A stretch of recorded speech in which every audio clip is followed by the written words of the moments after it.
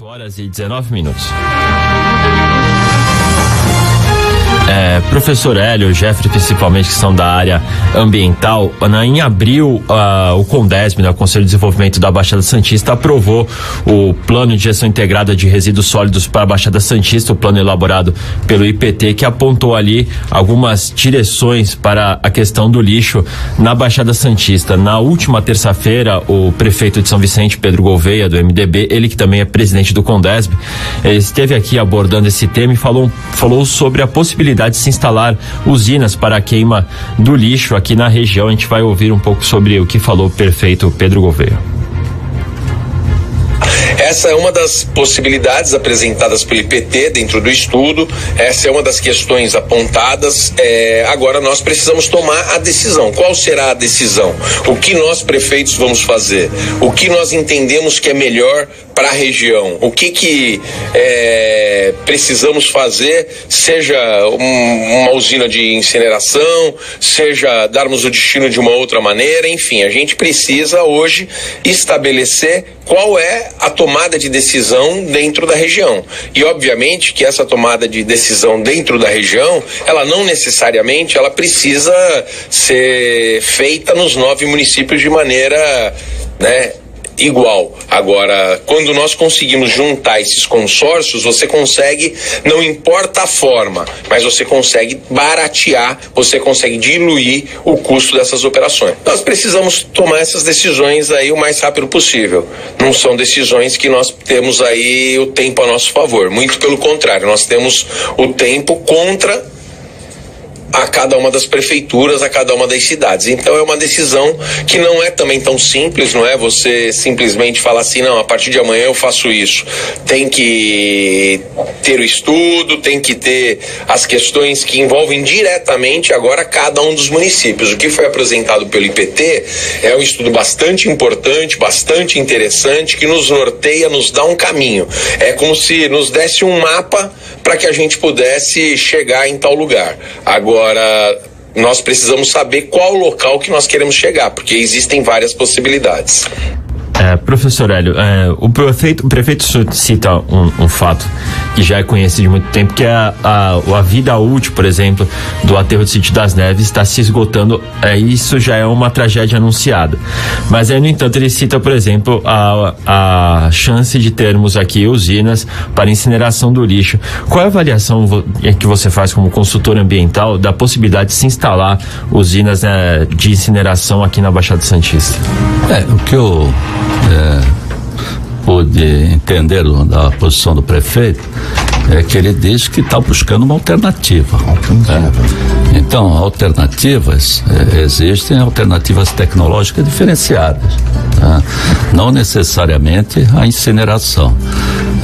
Que realmente a questão do lixo, ela merece uma atenção especial. Eu acho que até tardiamente,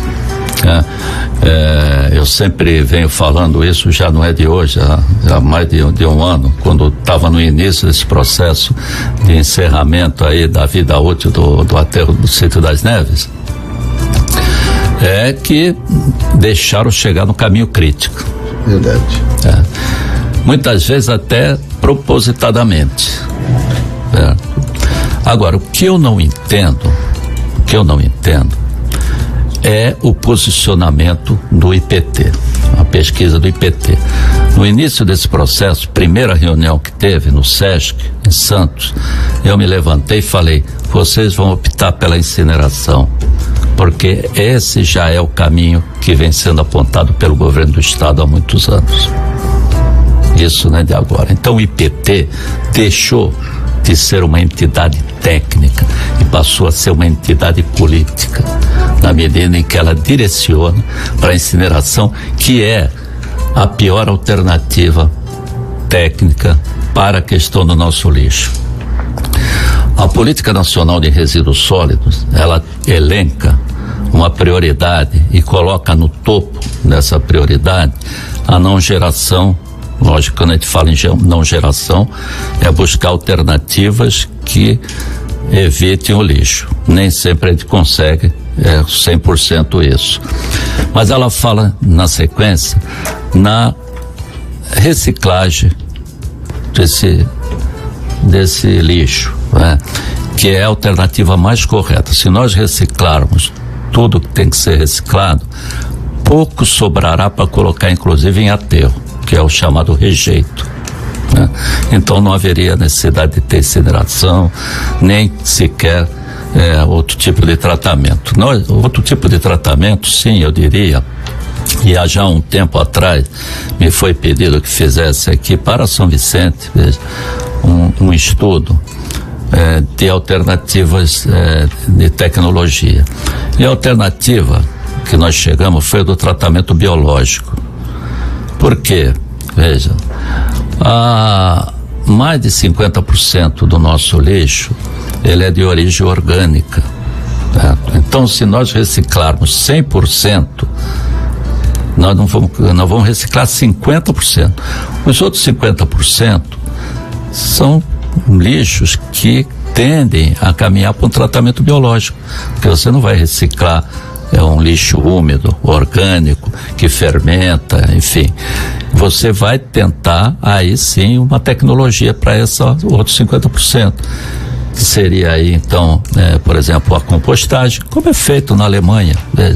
A compostagem, o tratamento biológico, porque o tratamento biológico, esse lixo orgânico, esse lixo da sua cozinha, normalmente, que vai entrar lá, ele gera o gás metano, e o gás metano, ele acaba gerando energia com a queima dele, com uma vantagem, veja, ele não gera dioxina, porque ele não está queimando a massa diretamente como queima o incinerador.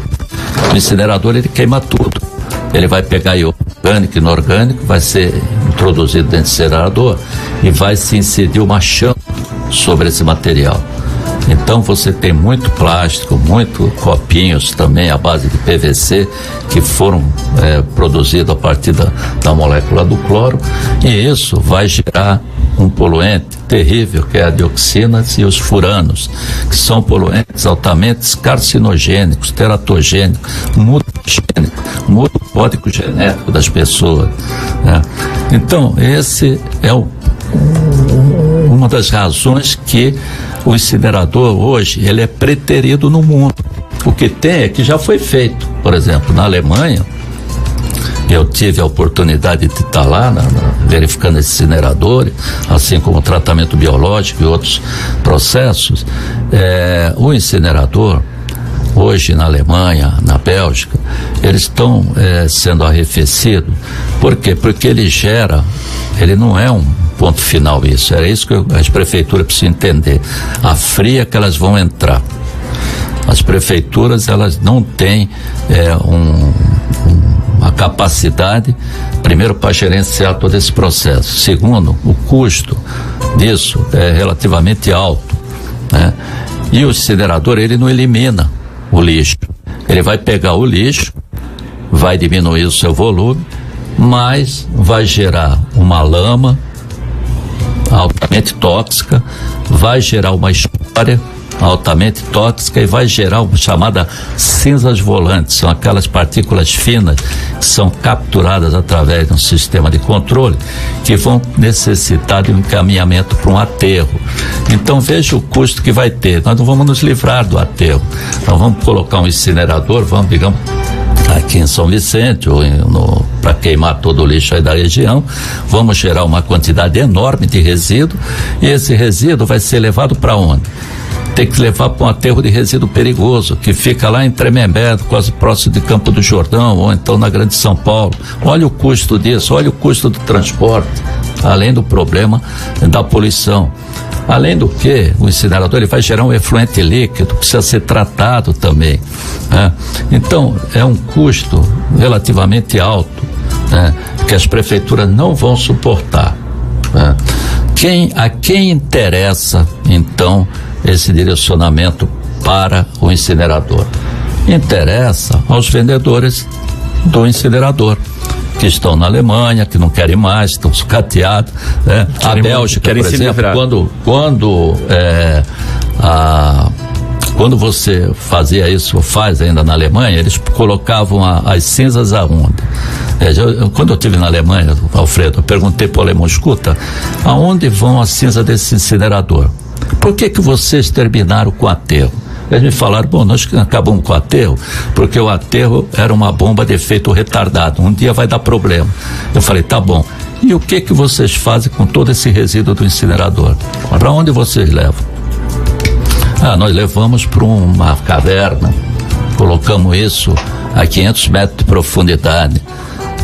Bom, então vamos nessa caverna. Bom, a caverna ficava onde? Na Alemanha não, ficava na Áustria, na terra do Mozart, em Salzburgo, a 500 metros de profundidade, que foi uma caverna que foi gerada pela retirada de sais, enfim, né? Que eles usam para fabricar cloro e soda, e criou-se lá um grande buraco. Bom, eu pergunto, e aqui no Brasil, nós vamos pôr esse material onde? Na Caverna do Diabo? Que é protegida por lei? Não, vamos ter que construir um aterro, certo? Não existe outra alternativa. Então, o incinerador, na minha concepção, é tudo de ruim, seja do ponto de vista ambiental, seja do ponto de vista econômico. As prefeituras não irão suportar, mas existe, evidentemente, interesse, porque um tratamento biológico que é excelente. Para você ter uma ideia, Alfredo, 1/3 do resíduo que entra no tratamento biológico, ele vira adubo orgânico e pode ser utilizado pela sociedade.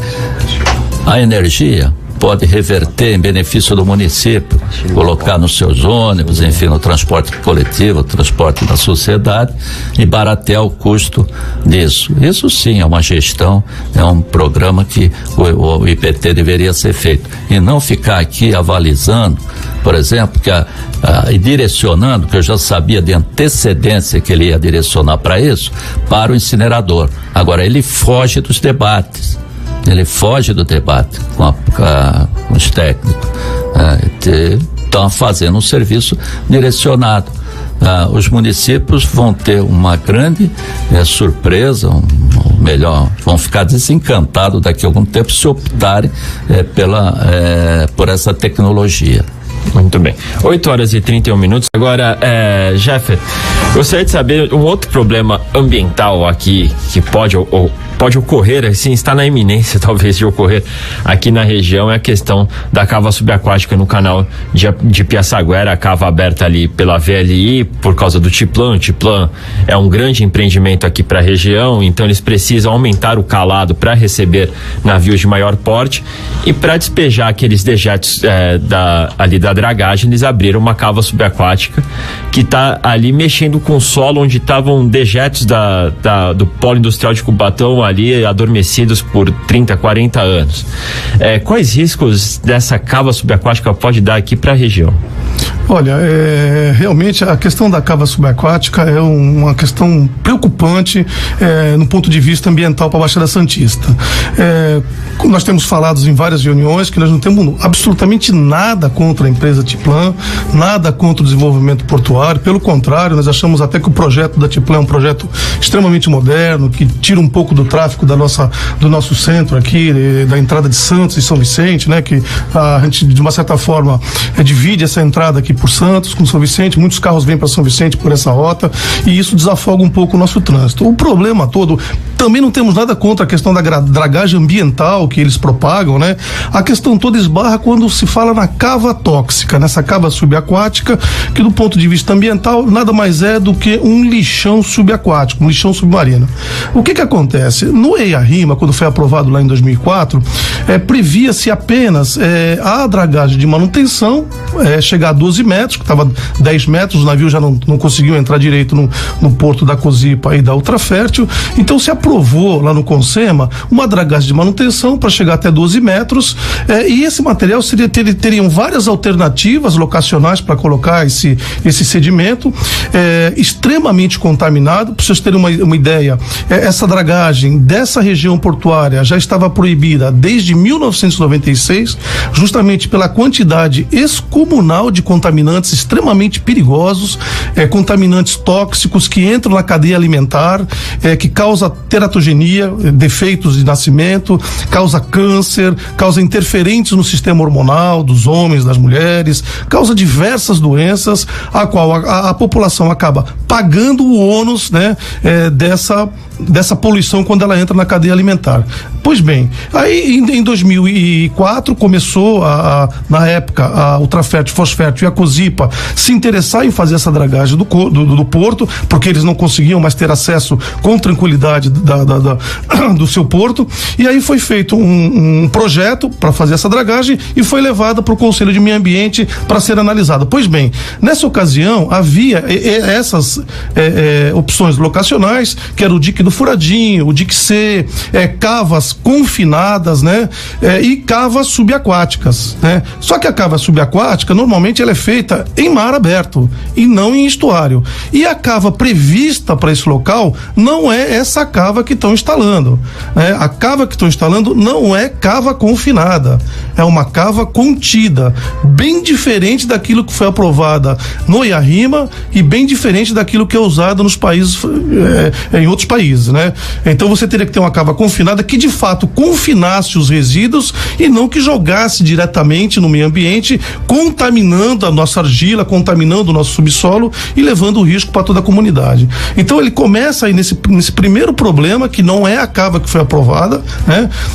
E além de tudo, nós temos aí uma questão também preocupante, porque essa cava foi colocada justamente numa curva de 90 graus, né?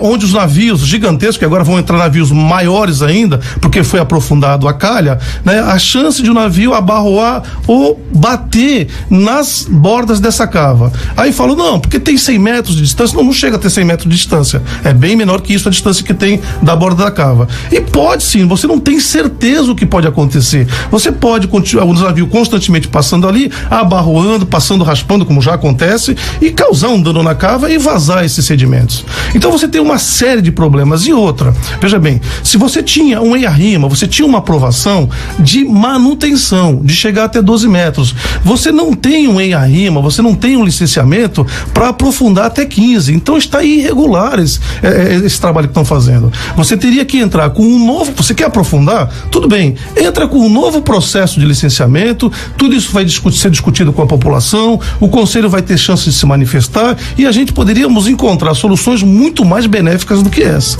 Então é um problema grave e, ao contrário do que estão dizendo, deixar esse resíduo lá é um problema, porque ele não está confinado, como foi aprovado. Ele está apenas contido, com o risco de isso se disseminar pelo meio ambiente de uma forma muito preocupante. Agora, professor Hélio, você tinha ali, como o Jeffer falou, outras opções, como por exemplo o geobags, que era colocar esses detritos retirados ali da dragagem num saco isolado, aí você destinaria ele para um aterro, para uma área mais isolada, também a cargo da empresa.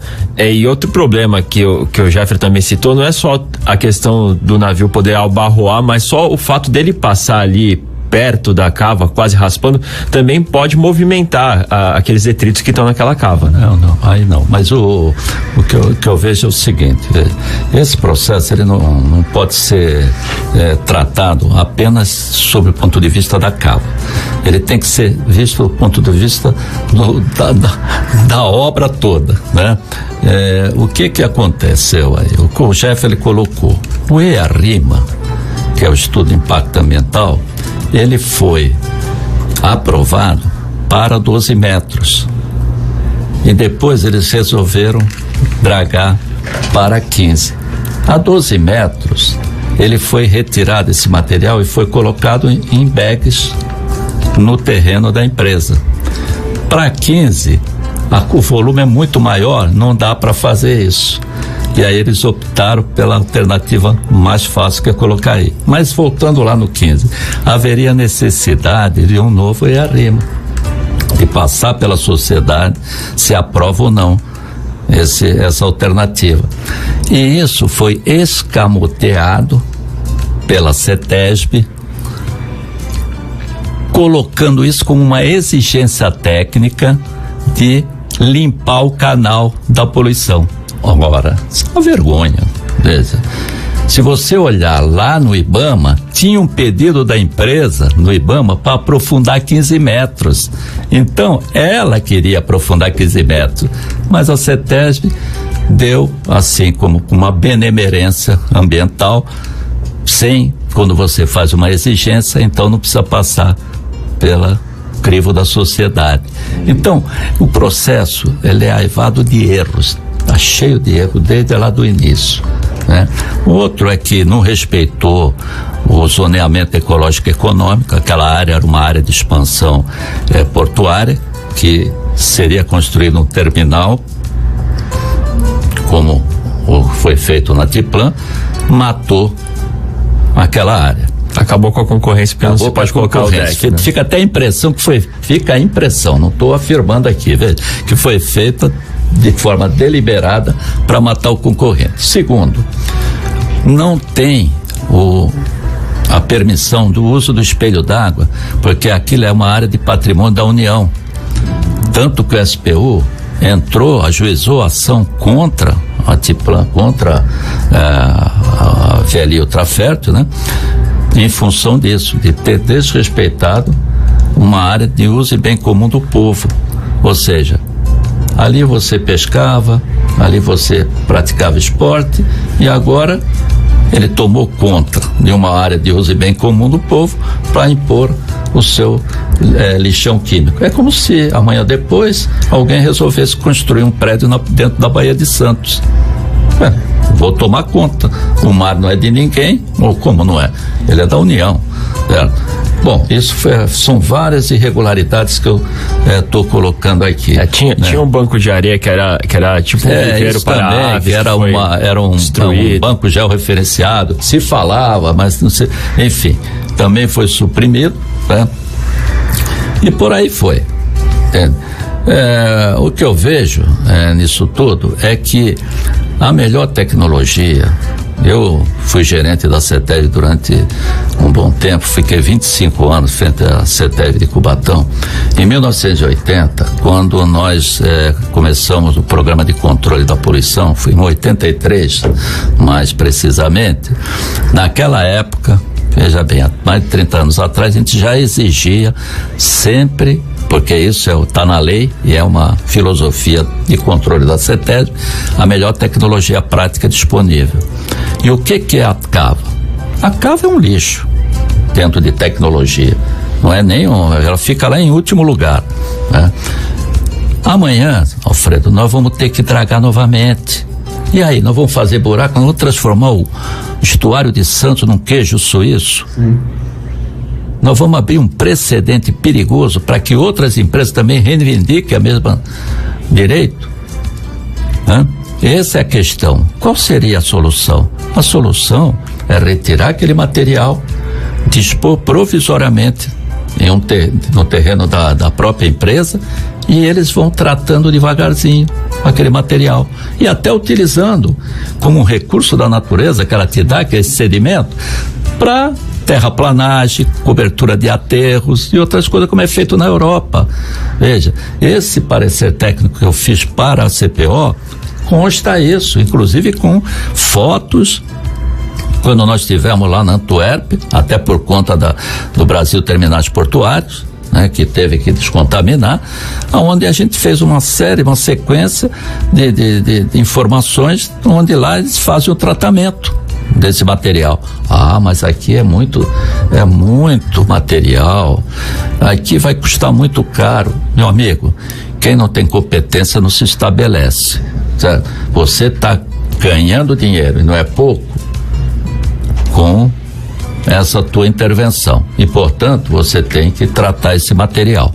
Então, eu não entendo o porquê que não se exigiu o tratamento dos resíduos, ou melhor, dos sedimentos, como eles gostam que seja, né?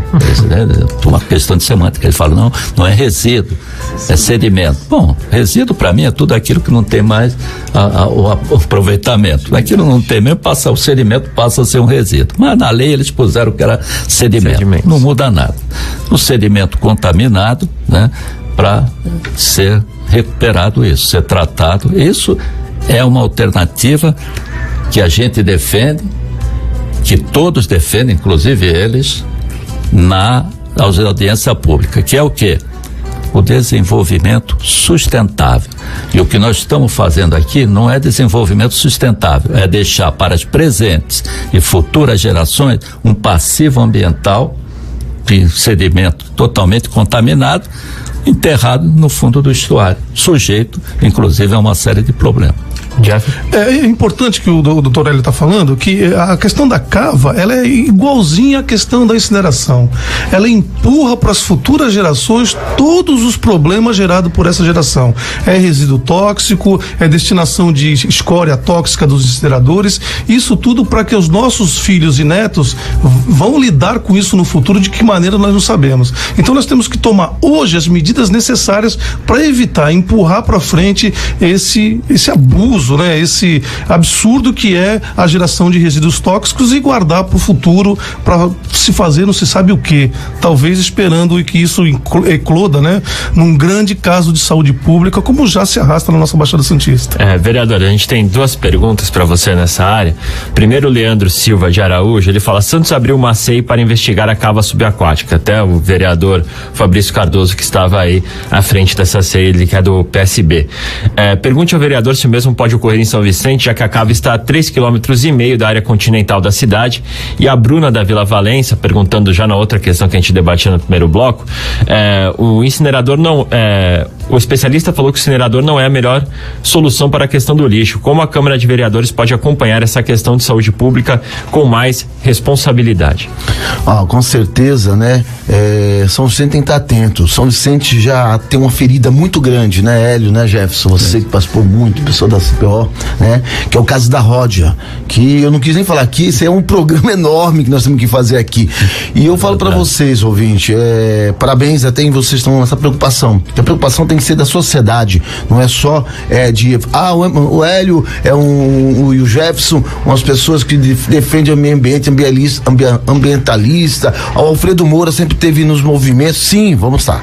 Mas a participação, como está acontecendo agora nas duas perguntas, é super importante, né? Nós temos um plano diretor hoje discutido em São Vicente, onde foi uma comissão de pessoas preocupadas na área continental, onde a zona rural vai ter uma mudança ali, terminando com a zona rural, e vai virar um bairro, né? Aí não é só os impostos que estão preocupados, mas se ali é uma área de amortecimento, o Hélio, que a Serra do Mar e o município, nós temos que ter uma grande preocupação. Lógico que nós queremos o desenvolvimento da região, o desenvolvimento da nossa cidade aqui de São Vicente, com vinda de empresas não poluentes, né? Para que não aconteça, se nós não tiver ligado, através, seja de uma comissão de vereadores, uma CPI, como se fala, mas a preocupação da sociedade civil está junto para nós discutirmos essas coisas. Vou falar para vocês dois aqui de São Vicente, o momento é este, o plano diretor está sendo discutido, o que se pode e o que não se pode fazer, né? Aí é a grande preocupação, mas vamos ficar atentos sim, porque a gente fala, quando falou dos sedimentos, agora estão falando aqui do porto, e os sedimentos que estão lá da Ródia, o tratamento, há quantos anos? As pessoas ficam caladas. E aí, aqueles filtros, Jefferson, quando você tem um filtro, significa que você filtra a impureza. Para onde está sendo encaminhado esse filtro? São os carvões ativos. Carvões ativos. Vou parar por aqui, Hélio, porque com certeza teremos outro programa aí e a gente vai discutir sim. Estou atento, fique tranquilo, eu como vereador hoje na Câmara estou lá, não faço parte da Comissão do Meio Ambiente, porque eu estou na mesa, mas acompanho todas as comissões da Câmara e nós vamos estar fiscalizando e cobrando isso. O Jefferson Cesaroli até citou aqui, pergunte ao vereador Alfredo sobre o novo plano diretor da cidade, que ignora 100% dos resíduos tóxicos do pó da China que estão sendo depositados na área continental. Lógico, é a nossa grande preocupação. Tá vendo as audiências públicas dos bairros, como tem que ser feito? Ela vai para a Câmara, 2 audiências. É importantíssima a participação. Não chegar só no dia, Hélio, com as perguntas, abrindo mão, porque você sabe como é que é. Tem um rolo compressor que passa e as coisas passam despercebido. Eu pedi ontem na comissão que foi até a Câmara, que eu recebi com alguns vereadores, para que já preparasse as perguntas, para que a gente já pudesse estar discutindo com o poder público, para que a gente não tivesse ter que enfrentamentos, discussões só naquela audiência, que é uma audiência de 2 horas, onde muitas vezes você está discutindo uma história de uma cidade de mais 20 anos para frente. É importante o que o vereador Alfredo Moura traz, né? Que lá atrás nós estivemos juntos nessa batalha contra esse lixão, esse resíduo tóxico da Ródia, que está se perenizando aqui na área continental de São Vicente, né? E não é só o lixão, nós ainda temos várias áreas contaminadas em São Vicente, extremamente preocupantes na área continental, e outras que existem indícios fortes de contaminação que precisa ser investigada. Acontece que nós temos hoje, né, tecnologias muito mais avançadas, né, do que a incineração. Eles queriam simplesmente pegar esses resíduos e continuar incinerando e criando uma emissão tóxica para a atmosfera extremamente preocupante. Para o senhor terem uma ideia, todos os incineradores do estado de São Paulo, onde foram testados a queima desse resíduo, não deu positivo. Todos eles deram negativos com altas concentrações de dioxinas em todos os setores, nas cinzas, na chaminé, em tudo quanto é local. E hoje nós temos tecnologias muito avançadas para tratar desse resíduo, que pode ser importada, que pode ser instalada em São Vicente, que pode gerar emprego, que pode fazer de fato uma destinação adequada, eficiente e segura para a população. Então é isso que a gente persegue, né? Persegue uma solução definitiva para esse problema e não um engasga-gato, um engana-trouxa, um trabalho para inglês ver e empurrar para as outras populações o ônus dessa irresponsabilidade. É sempre o paliativo, né? Exatamente. 8h59, nós estamos chegando ao final dessa edição do Jornal Manhã de Notícias, mas vou deixar já o convite pro professor Hélio, pro Jeffer, pro vereador Alfredo voltarem mais vezes, porque a gente tem ainda muitos temas da área ambiental para falar. A gente falou só uma parte da Cava, a gente tem, por exemplo, a questão da LESP querendo investigar a CETESB por causa das licenças tanto da Cava quanto da transposição do Rio Itapanhaú em Bertioga. A gente tem a questão da fiscalização, por exemplo, dos navios na questão da água de lastro, que traz aí um ecossistema totalmente estranho para cá, e muitos navios despejam essa água dentro da Bacia de Santos, o que é proibido por lei. Então a gente tem muitos temas ainda para abordar, a questão da Ródia, como o vereador citou. Então temos muito ainda a falar dessa área de meio ambiente, mas primeiro agradecer ao professor Hélio pela participação e de novo até uma próxima oportunidade para a gente tratar ainda muito desses temas. Tá, obrigado, fico à disposição. O que é comum, acho que é senso comum aqui, é que ninguém é contra o progresso. Veja, nós queremos que São Vicente, Santos, a Baixada, até o estado todo, que ele tenham mais indústrias, mais investimentos, todos são favoráveis a isso, né? Mas a gente quer uma coisa que seja correta, que seja feito tecnicamente, né? Que seja sustentável, né? E que não atinja, por exemplo, a saúde pública. A questão da incineração de resíduos sólidos, ela, apesar de ter todo um aparato de equipamento de controle, ela mesmo assim emite um residual de particulado na atmosfera. É um particulado tão fino que ele entra na nossa corrente sanguínea. Ele entra no nosso sistema respiratório superior, entra nas partes mais profundas do organismo e contamina toda a sociedade. Então, nesse sentido que a gente tem que ver aquilo que é bom, aquilo que é errado e optar pela melhor alternativa. Com certeza. Jeffer Castelo Branco, também agradecer a participação e também até uma próxima oportunidade. Obrigado pelo convite, aos ouvintes, um bom dia, um bom final de semana e que o nosso país cresça de uma maneira responsável. Vereador Alfredo Moura, agradecer a participação também. Até uma próxima oportunidade. E finalizar com uma pergunta rápida da Regina do Itararé: quais outras áreas de São Vicente podem estar contaminadas? Olha, hoje eu vou falar para vocês. Contaminação pode ter em alguns outros lugares, não só pelo caso da Ródia, mas contaminação por diversos outros motivos. São Vicente tem várias cavas que foi feita lá atrás, Hélio, que era retirada de uma areia que usava para fazer os vidros, né? Muitas cavas, quem conhece, é um absurdo. Nós temos muitas áreas não produtivas que não pode virar um bairro, que não pode virar habitação, por muitas outras questões acontecidas. O que a gente tem uma preocupação é que não foi descoberto áreas contaminadas e poder ter moradias. Diz muito do quarentenário. Tem uma cerca que divide, mas a gente não tem certeza até onde vai, até onde foi isso, né? A gente sabe que fora daqui, o Jefferson conhece muito bem, Itanhaém tem contaminação, tem outras cidades da região. Eu acho que um dia alguém vai deixar isso escrito no caderno.